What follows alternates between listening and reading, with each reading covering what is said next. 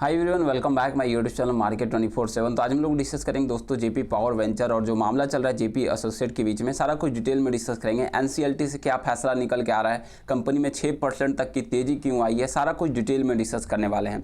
आगे बढ़ने से पहले प्लीज़ चैनल को सब्सक्राइब कीजिएगा एंड वीडियो को लाइक करना ना भूलेगा। जेपी पावर वेंचर लिमिटेड, इस कंपनी की बात की जाए तो आज के ट्रेडिंग सेशन में देख सकते हो बाइंग क्वांटिटी काफ़ी ज़बरदस्त है। अभी भी मार्केट बंद होने के बाद एएमओ ऑर्डर लगा, जिस वजह से एक पॉजिटिव थिंग कह सकते हैं। बाकी पिछला वन भी कंपनी का पॉजिटिव है, 1 मंथ में तो 23% के रिटर्न है। पिछले कुछ दिनों से काफ़ी ज़्यादा माहौल नेगेटिव ही था, रिटर्न माइनस में जा रहे थे, करेक्शन हो रहे थे, लेकिन आज देखिए एनसीएलटी से काफ़ी बड़ा पॉजिटिव पॉइंट कह सकते हैं। एंड पिछला 1 ईयर 27, पिछले 3 सालों में 257% के रिटर्न है, और पिछले 5 सालों की बात करें तो 553% के रिटर्न देखने को मिलेंगे। तो रिटर्न काफ़ी अच्छा निकल के आ रहा है। बाकी ट्रेड इन्फॉर्मेशन की बात करें तो देख सकते हो 22 करोड़ के आंकड़े निकल के आ रहे हैं, और काफ़ी ज़बरदस्त आंकड़ा है trade volume. And trade value 449 crore, market cap 14,000 crore के आसपास आ चुका है। डिलीवरी की बात कर ले तो 37% के आसपास डिलीवरी देखने को मिल रही है। अब यहाँ से जो खबर निकल के आ रही है कि ये तो एनसीएलटी ने दोस्तों जेपी दिवालियापन मामले में फैसला सुरक्षित रख दिया। अब यहाँ पे देखिए मतलब कि कभी भी ये फैसला सुनाया जा सकता है, और यहाँ से जो पॉजिटिव पॉइंट निकल के आ रहा है कि जब एनसीएलटी ने फैसला सुरक्षित रख दिया तो अब आगे देखिए इस पे ज़्यादा तर्क नहीं होने वाला है। वेदांता ने मूल्यांकन में खामियों का आरोप लगाया और अडानी ने बोली प्रक्रिया का बचाव भी किया। अब यहाँ पे देखिए तो राष्ट्रीय कंपनी विधि अपीली न्यायाधिकरण एनसीएलटी ने जेपी दिवालियापन मामले में विस्तृत दलीलें और प्रतिवाद सुनने के बाद अपना फैसला अब सुरक्षित रख लिया है। अब सभी पक्षों के 2 से 3 दिनों में भीतर लिखित जवाब दाखिल करने का आदेश दिया है। मतलब पूरी तरह से जो भी था वो तो सुन लिया गया उनके द्वारा, और साथ में अब ये भी कहा कि सभी पक्षों से 2 से 3 दिनों में एक लिखित जवाब दाखिल करने का निर्देश दिया है। और मंगलवार को ही अपने प्रतिवाद में वेदांता समूह की ओर से पेश हुए वरिष्ठ वकील अभिजीत सिन्हा ने तर्क दिया कि संपूर्ण समाधान प्रक्रिया में पारदर्शिता की कमी एंड महत्वपूर्ण पहलुओं पर विचार न करना तथा निष्पक्ष मूल्यांकन ढांचे का अभाव जैसी गंभीर खामियां थी। और सिन्हा ने यह भी कहा कि वेदांता की समाधान योजना पर किसी भी स्तर पर ठीक से मूल्यांकन नहीं किया, उसके प्रस्ताव को प्रमुख तत्वों कथित तौर पर नज़रअंदाज किया गया, और उसे यही कहना है कि निष्पक्ष नहीं हुआ है, पारदर्शी नहीं हुआ, यही सब उनके वकील भी कहते हुए निकल गए। और आने वाले टाइम में अगर बात करें तो यहाँ पे अगर आप देखोगे कि दिवालियापन संहिता के तहत दोस्तों यह प्रक्रिया निष्पक्ष और मूल्य अधिकतम करने वाली व्यवस्था की कसौटी पर खरी नहीं उतरी है। उन्होंने आगे कहा लेनदार की समिति सीओसी व्यावसायिक समझ का इस्तेमाल मनमानी निर्णय लेने के लिए उचित ठहराने के लिए ढाल के रूप में नहीं किया जा सकता। और आगे उन्होंने ये भी तर्क दिया, मूल्यांकन मैट्रिक्स को भी लेकर बताया कि किस तरह से अपडेट रहा एंड ठीक से लागू नहीं हुआ, एंड आगे लगातार इसमें और साथ में बिना किसी खुलासे या औचित्य इसमें विचलन शामिल किए गए, जिस प्रक्रिया में विश्वसनीयता कम हो गई।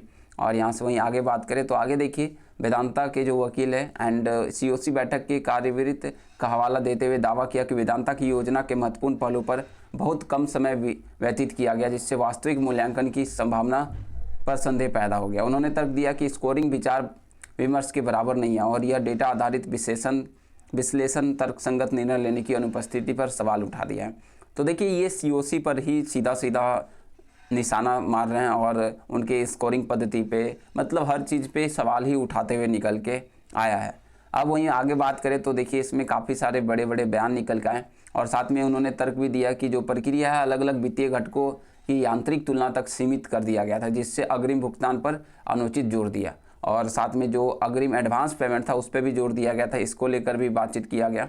अब आगे देखिए तो इनका जो कहना है कि का विरोध करते हुए दोस्तों जयप्रकाश एसोसिएट लिमिटेड के समाधान परिसर की ओर से पेश हुए वरिष्ठ अधिवक्ता ने अरुण कटपालिया ने प्रक्रिया का बचाव करते हुए कहा कि यह अनुमोदित ढांचे के अनुसार सख्ती की संचालित की गई थी, जिसमें संचरित बातचीत शामिल थी। उन्होंने तर्क दिया कि बोलीदाताओं को अपने प्रस्ताव को बेहतर बनाने के लिए पर्याप्त अवसर दिए गए, और अंतिम परिणाम प्रतिस्पर्धियों की बोली के माध्यम से प्राप्त उच्चतम और सर्वोच्च मूल्य को दर्शाता है। और कटपालिया ने यह भी कहा कि समिति के आंतरिक विचार विमर्श को आवश्यक सीमा से अधिक प्रकट करने की कोई बाध्यता नहीं है।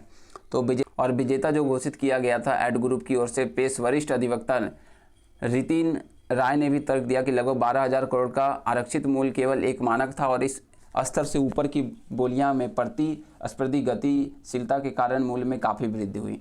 और आगे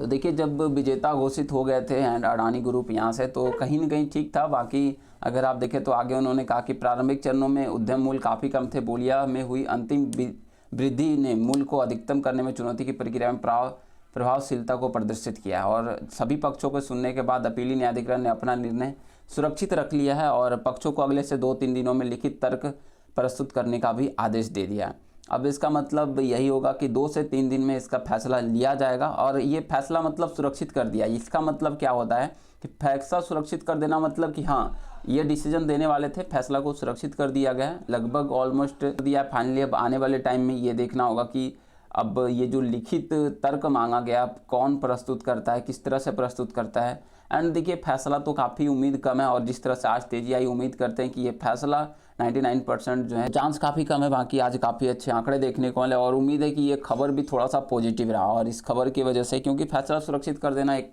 कह सकते हैं, आने वाले टाइम में जल्द इस पर अपडेट भी निकल के आ जाएंगे।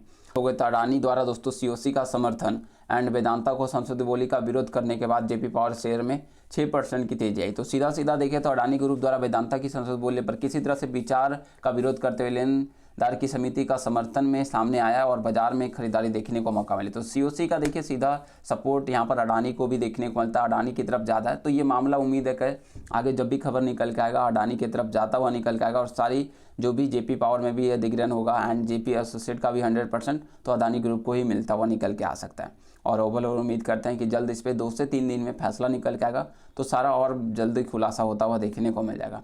बाकी आने वाले टाइम का इंतजार करना पड़ेगा, जैसे और खबर आता है आप तक जरूर पहुंचेगा। चलिए मिलता है नेक्स्ट वीडियो में। Thanks for watching. जय हिंद, जय Bharat. Please share, subscribe and like.